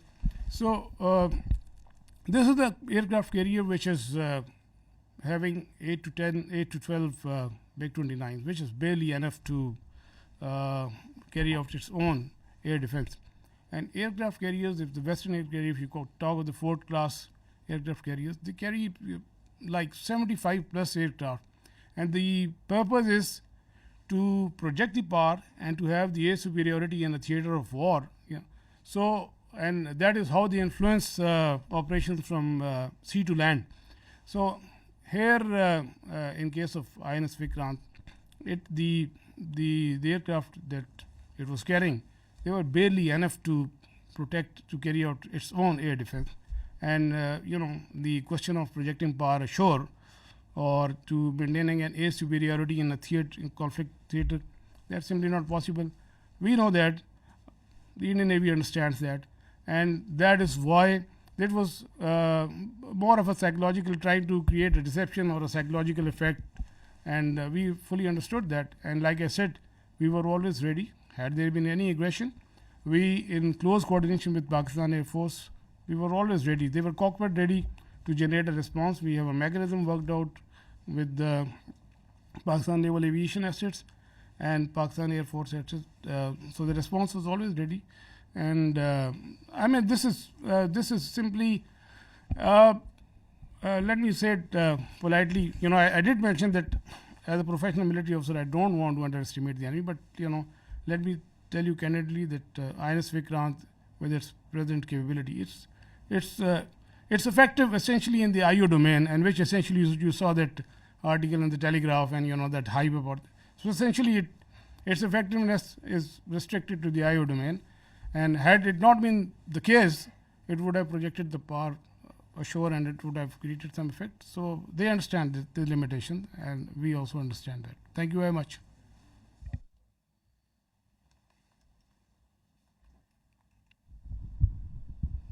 जना साहब जी, Khalid Mahmoodi express TV से। जना साहब, Indian media ने जो 3 दिन में तूफ़ान बर्पा किया, उसको तो हम अच्छी तरह जानते हैं, उसका जवाब भी उनको दिया गया। आज जो उनकी स्पोक्स पर्सन थे, मिलिट्री स्पोक्स पर्सन, उनकी आज प्रेस कॉन्फ्रेंस हुई, उसमें उन्होंने बताया कि बहावलपुर में जो उन्होंने टारगेट किया था, उसमें रऊफ़ नामी शख्स को उन्होंने टारगेट किया था और उसको वो बहुत हाई वैल्यू टारगेट अचीवमेंट उसको शो कर रहे हैं। आप बताइएगा कि क्या ऐसा कोई वाक़या वहाँ पे हुआ और इसकी हकीकत क्या है? I think this question was discussed day before once we had the last press conference.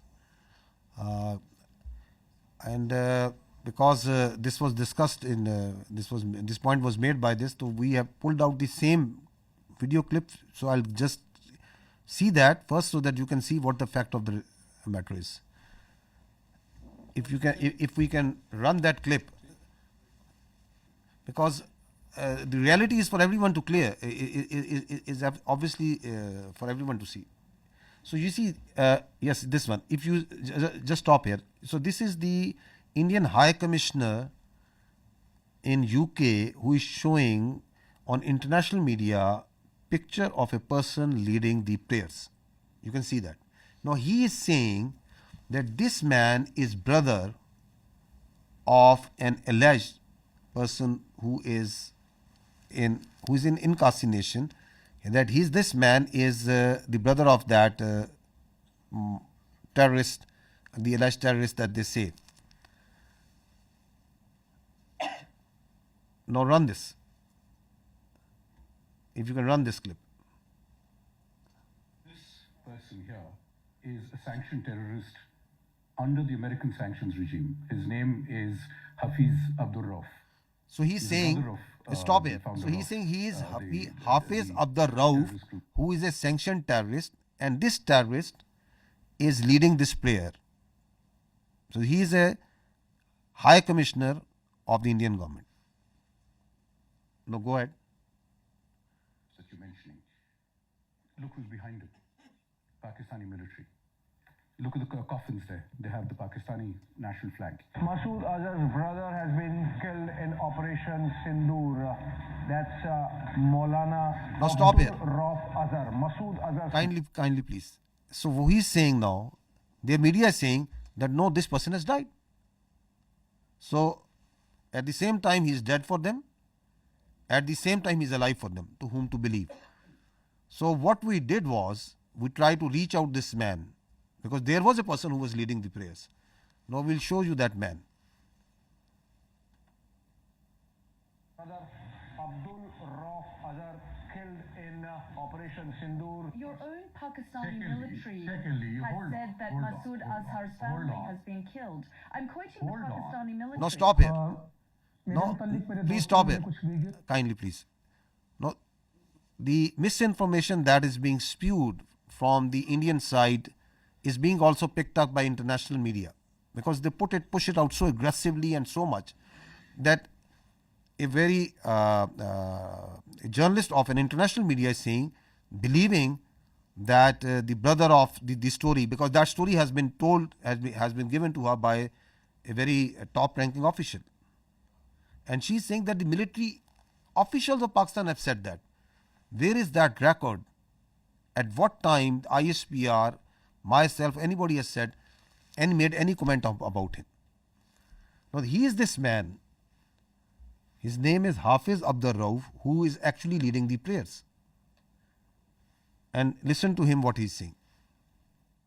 जी एक जनाजा पढ़ाने की मुझे बड़ी ही शदीद तकलीफ है और रंज भी है कि बगैर किसी तस्दीक के, बगैर किसी तहकीक के मेरे बारे में इतनी बड़ी बड़ी बातें और बैनुल-अक़वामी चीज़ें बयान कर दी हिंदुस्तान ने और उनके मीडिया ने, जो बिल्कुल ही मुज़क्का खेज़ है और जिसका हक़ाइक़ से क़तन कोई ताल्लुक़ नहीं है। मेरी ज़िंदगी सबके सामने है। मेरे माँ बाप उस्ताद थे, मैं खुद तालीम दोस्त आदमी हूँ। मैंने पहले कॉलेज में पढ़ा, स्कूल में पढ़ा और बेहतरीन मेरी एजुकेशन रही। So he's saying, I am surprised that I am being talked by the Indian media. So my parents were teachers. He's got 3 daughters, son, and he is born in March 1973. You can see his details, family details and everything over here. So we are actually surprised that even today, then again, they have come out with the same thing. So it is now getting, it's a little flabbergasted that whatever they are telling, why they are telling, and what to believe, what not to believe.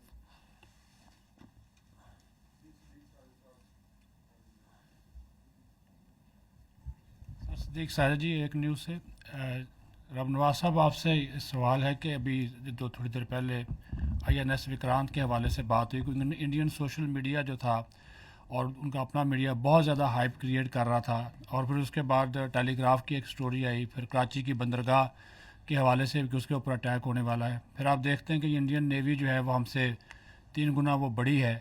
تو لیکن آپ نے یہ بھی کہا کہ ہماری جو فورس جو ہے وہ خاموش فورس ہے.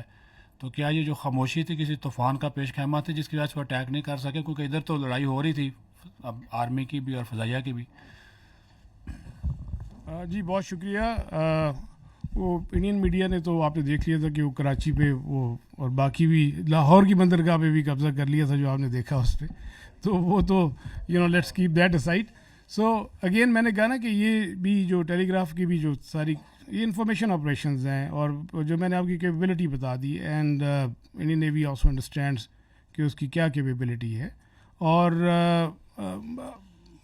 اس کی فار ایگزامپل کراچی سے قریب لے کے آنا 400 میل میں نے آپ سے کہا even at that range and if it comes even closer so that makes it extremely vulnerable. They understand it perfectly well. ایک تو جو کوآرڈینیٹڈ تھریٹ ہے naval air arm and Pakistan air force جو جنریٹ کرتی ہے وہ اور ایون جو ہماری سب سرفیس ایلیمنٹس ڈپلائڈ تھے تو وہ دے فلی انڈرسٹوڈ ایٹ آل ٹائمز کہ کیا تھریٹس ہیں. لیکن ظاہر ہے کہ میں نے جیسے کہا کہ جو وار کی پروسیکیوشن ہوتی ہے that's not an isolated service matter that is coordinated at all 3 services level. تو وہ اس میں جو ڈیسیژن میکنگ ہوتی ہے وہ اسی حساب سے ہوتی ہے. اور لائک یہ میں نے کہا نا آئی او ڈومین میں جیسے آپ نے ٹیلی گراف کا ذکر کیا اور پھر وہ ایک تھوڑی سی تشویش سی پہلی تو وہ more of I O domain میں تھا. وہ تو جب اس سے بہت پہلے بھی جو ہے around I think 23 26 of April بھی جب وہ کاروار سے نکلا تھا تو اسی دن وہ کراچی پہ پہنچ بھی چکا تھا. تو وہ بھی اس دن آپ نے ان کی میڈیا میں دیکھا ہوگا. تو وہ یہ سب اسی آئی او ڈومین میں تھا. اور capability they all understand and while I'm not undermining لیکن I'm just be factually correct. We understand we have our plan ready. اور مطلب اگر کوئی ایڈونچرزم کی طرف آتا ہے تو we will take them down. Thank you very much. B news سے ہوں سر. اس میں جو آپریشن ابھی لانچ کیا گیا تھا اس میں کافی اسلامک ٹرمنالوجیز یوز کی گئیں. بنیان مرسوس جو انڈین میڈیا سے تو پروناؤنس بھی نہیں ہو رہا تھا. اس کے علاوہ فل مغیرات صبحن یہ صبح کے وقت اٹیک کیا گیا جو کہ ایک سنت تھا. تو یہ کس کی کیا حافظ صاحب کا آئیڈیا تھا؟ یہ کس طرح پلان ہوا ہے؟ دیکھیے پاکستان کی جو افواج ہیں پاکستان کی جو فوج ہے اس کے اندر جو اسلام ہے it is part not personally of our beliefs of each one of us, it is part of our training, it is part of our faith. Iman, taqwa, jihad fi sabilillah, that's what drives us, that's our motto. And alhamdulillah we have a chief of army staff who has a strong belief. تو leadership جو سی ہے جو اوپر ہوتی ہے اس کا جو belief ہوتا ہے اس کی جو کمٹمنٹ ہوتی ہے وہ ٹرانسلیٹ ہوتی ہے انٹو ڈفرینٹ طریقوں سے آپریشنس میں بھی. تو یہ جو نام ہے یہ کیا بتاتا ہے؟ یہ بتاتا ہے کہ یہ مومن ہوتے ہیں جو اللہ کی راہ میں لڑنے والے ہوتے ہیں وہ سیسا پلائی ہوئی دیوار کی طرح ہوتے ہیں. دے آر دیٹ اسٹیل وال. اینڈ الحمدللہ اللہ کے فضل سے پاکستان کی افواج جو سی ہیں دی acted like a steel wall.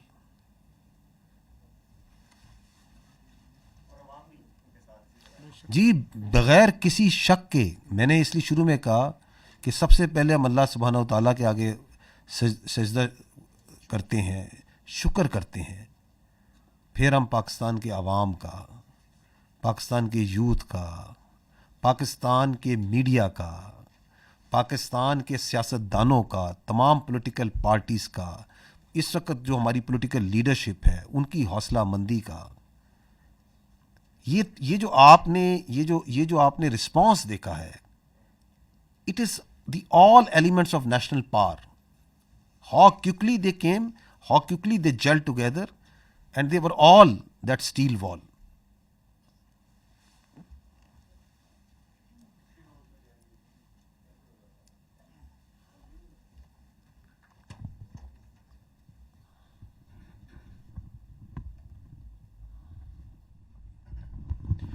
Sir Faisal Raza Khan, I am from PTV World.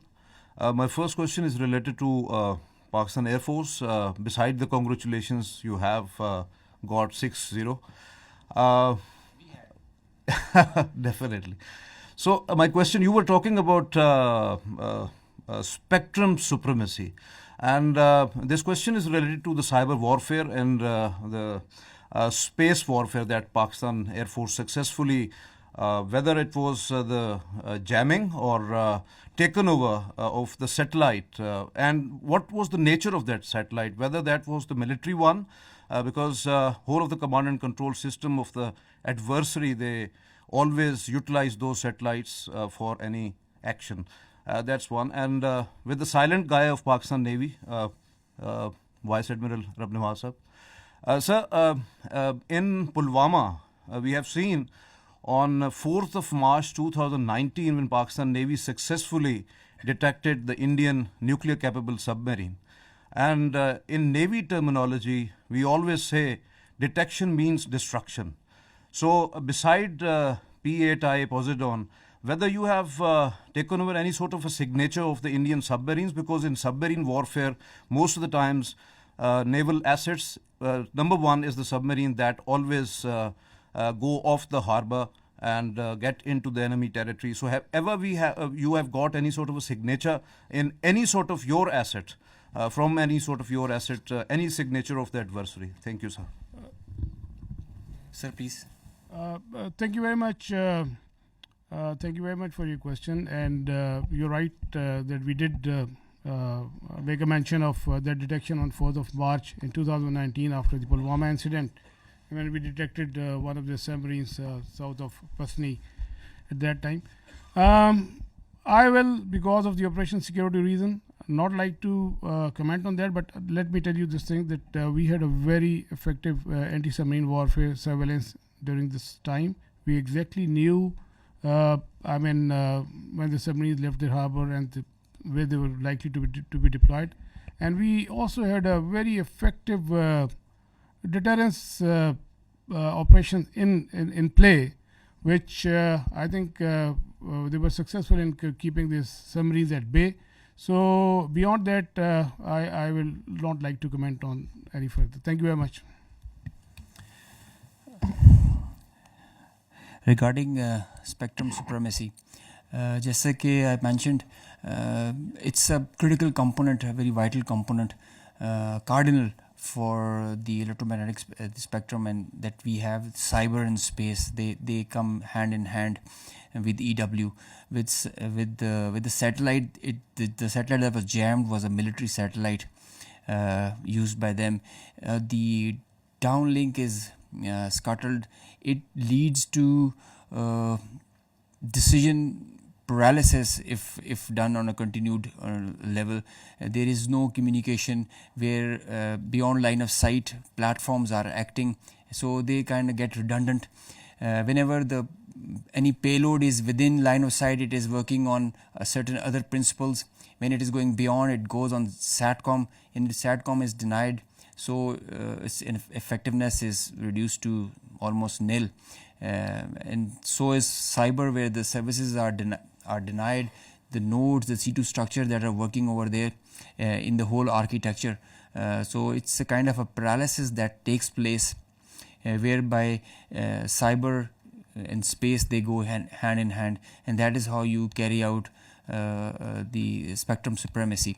I just mentioned it is Pakistan Air Force is really going into it with full momentum. Our Chief of the Air Staff is leading this initiative whereby we are entering into this domain, and it gives you cross domain effects.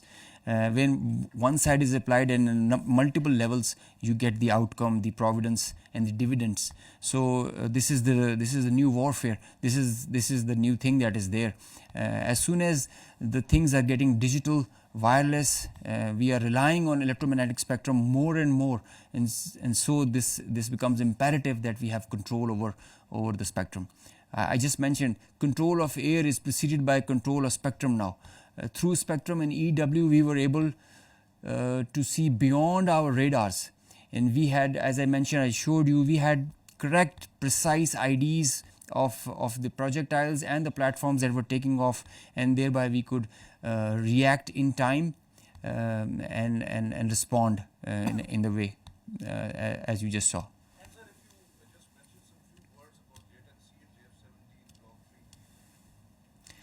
JF-17 is a very potent platform. Pakistan is employing them very effectively, as you just saw. JF-17 is the pride of Pakistan, and the Block 3 has added potential, enhanced combat potential and effectiveness with the payloads that it carries. All these targets that were engaged were done by JF-17 Block 2 and 3. It has the ESA radar. So J-10 is a very good thing. As you saw, it's not the fact that the Rafale is a bad plane.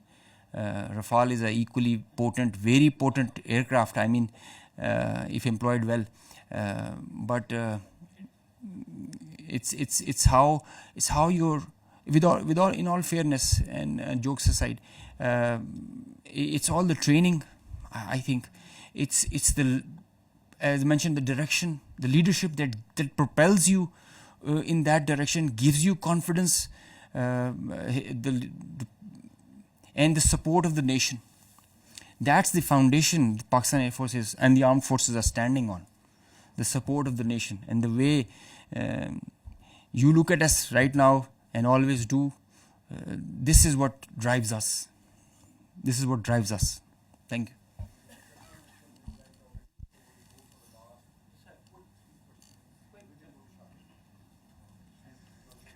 He's asking that the questions should not be quick, the answer should also be quick. I'm sorry.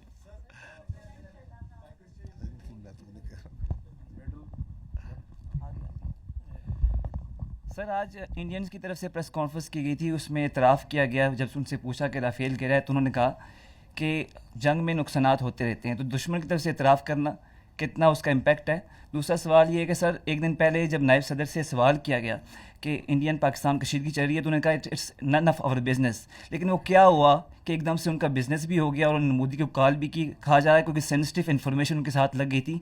तो क्या national command authority की जो meeting थी उसके बाद हालात बदल गए, जज्बात बदल गए? आप राफेल का जी देखिए, हम एक बड़ी प्रोफेशनल एयरफोर्स हैं।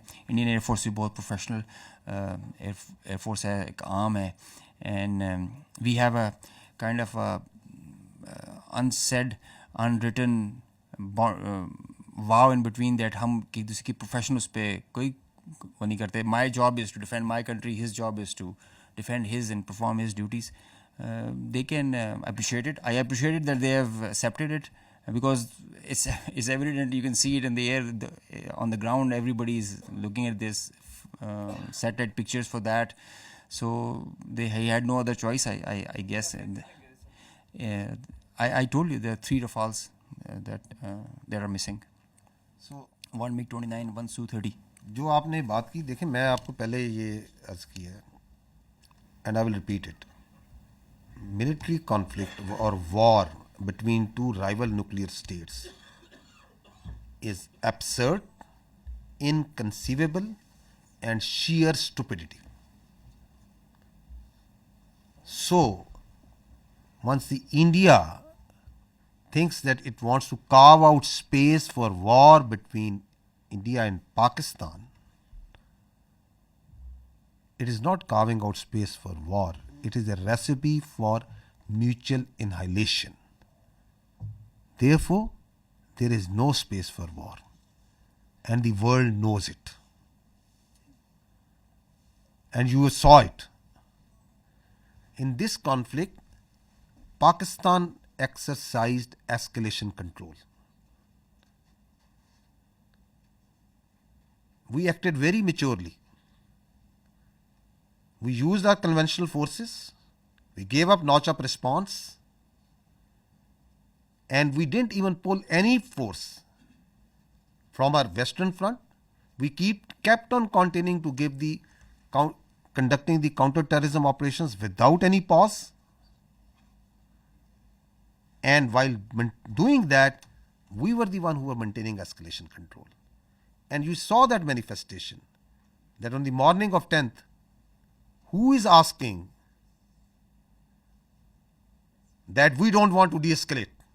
We don't want to escalate. And if Pakistan is willing to de-escalate, then we will also de-escalate. Who is asking that? Publicly. So the escalation control was with Pakistan. We were acting very maturely, and we understand that this notion of carving out space, it is madness. And that's why you said, that's why what you referred to, the world community, the international players, they very well understand that. Sir, I'm from Chinese media. My name is Yusuf Khan. So my question is that, sir, there is a news on foreign media and also on social media. Sir, my name is Yusuf Khan. I am from Chinese media, CCTV. Sir, there was a news on foreign media and also on social media that Pakistani Air Force entered the Indian airspace. I just want to know this, sir. Okay, let me answer you before the AVMs gives you the specific. Please, if we have to stay away from what's all coming on media and social media. If we go as per the conduct of this military conflict by the media and social media, then there were 15 attacks that Pakistan made. Karachi is already burned. Quetta is gone. And God knows what all has happened. There's a female pilot also in our captivity. I don't know. So let's try to stick to the facts, and let's not try to stay what the media or social media is saying.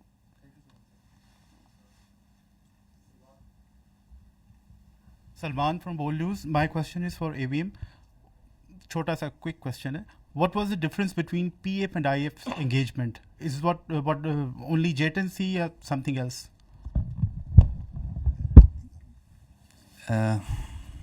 I think I did mention JTNC is a potent platform. So is JF-17, F-16, and Rafale also.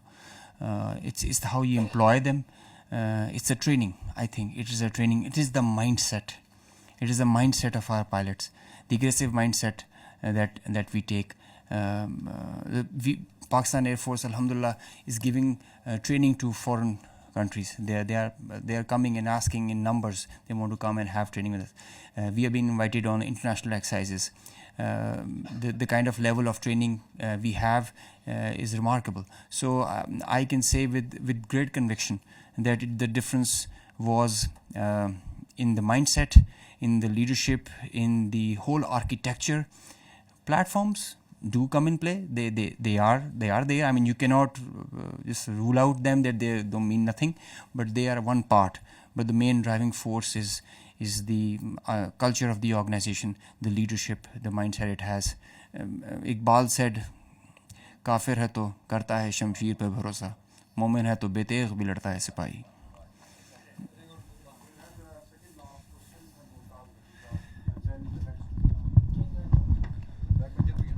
General साहब, वैसे तो पहलगाम के फ़ौरन बाद जो disinformation operation launch किया गया था इंडिया की तरफ से इस कॉन्फ्लिक्ट के ऊपर, वो उससे सारी दुनिया आगाह हो चुकी है।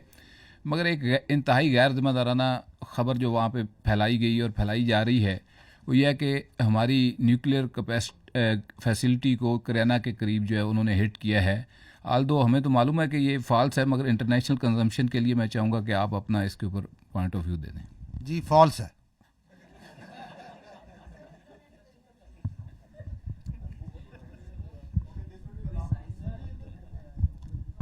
डी साहब, थैंक यू। गज़नफ़र साहब, आपका तो बहुत शुक्रिया कि मुझे सवाल करने का मौका मिला, और मैं ये भी रिक्वेस्ट करूँगा कि बार बार जिस प्रेस कॉन्फ्रेंस में भी हो मुझे सवाल करने का मौका मिले। और अला नूर वज़ीर हूँ, मशरिक़ पेशावर ग्रुप से। मेरा सवाल ये है कि भारत और पाकिस्तान दोनों एक दूसरे पर दहशतगर्दी के इल्ज़ामात लगा रहे हैं, तहफ़्फ़ुज़ात। तो ये इल्ज़ामात या तहफ़्फ़ुज़ात कैसे दूर किए जा सकते हैं? मिल बैठ कर किरदार अदा करना चाहिए दोनों ममालिक को। और दूसरा सवाल मेरा ये है कि अगेन अगर मतलब इस तरह ड्रोन आते हैं तो गिराने के लिए क्या अमल है? और साथ साथ जो मतलब भारत की जानिब से आपने बात की लोगों की कि हमने लोगों को टारगेट नहीं किया, तो आपका लोगों के लिए मैसेज क्या है और फिर भारतीय आर्मी के लिए आपका पैगाम क्या है? देखें, वो जो ड्रोन है वो 84 से आपका दिल नहीं भरा जो हमने गिरा दी है। जितने आए थे गिरा दिए, ठीक है, आएंगे और गिरा देंगे. तो आप please be there is no issue, remain totally comfortable. Whatever they will send, whatever they can send, with the support of the people of this country, your armed forces have the capability to take them on. Absolutely no issue. जो आपने पहली बात क्या की थी?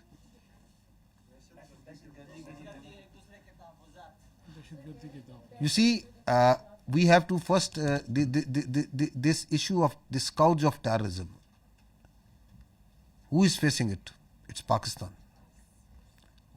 Who is sponsoring it? Who is abetting it? It's India. So that's the reality.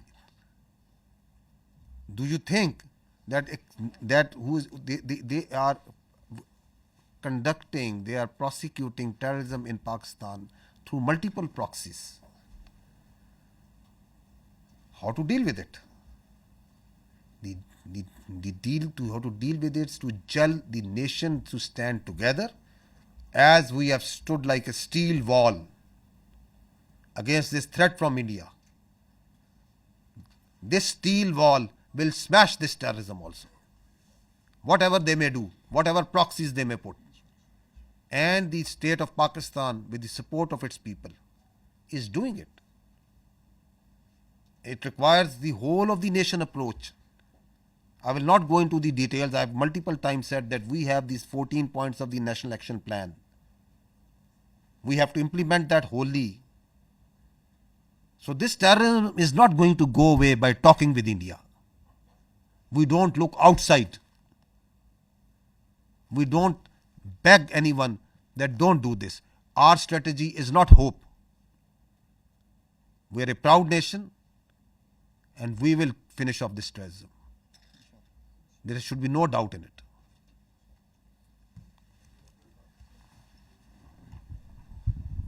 Thank you very much sir.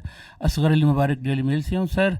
जिस तरह का एक पाकिस्तान ने माशाल्लाह मशरक़ी साइड पे जो फतह ये हासिल की है और कौम की मैंने देखा है कि खुशियों से उनकी आंखों में आंसू भी, लेकिन दिल उनका जो है आपकी आर्म फोर्सेस की वजह से बहुत जो है वो दुआएं दे रहा है. तो क्या हम मगरबी साइड पे भी इसी तरीके से इस जो मोमेंटम है उसके ज़रिए दहशत गर्दी के ऊपर काबू पा लेंगे, जिस तरह बलूचिस्तान के अंदर, जिस तरह केपी के अंदर हम देख रहे हैं कि मुख्तलिफ एरिया के अंदर, तो हम ये समझ सकते हैं कि ये जो मशरक़ी साइड के ऊपर जो इतनी बड़ी फतह याबी हासिल की है उससे पाकिस्तान काफ़ी अरसे से हालत जंग में है, तो उसको भी हम इसी तरह जो है फतह याब से हमकरार करेंगे.